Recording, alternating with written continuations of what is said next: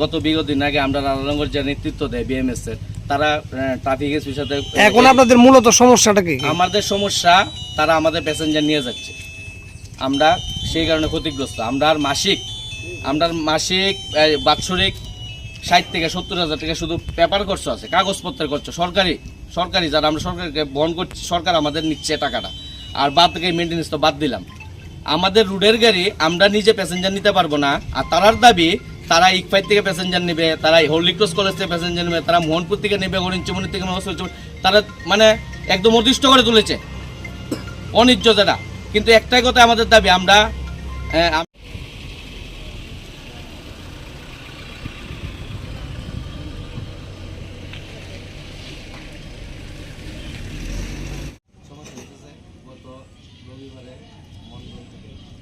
ঘুরছে না, ঘুরবে না, রাধানগর স্ট্যান্ড বন্ধ থাকছে, থাকবে, রাধানগর বন্ধ থাকছেই থাকবে।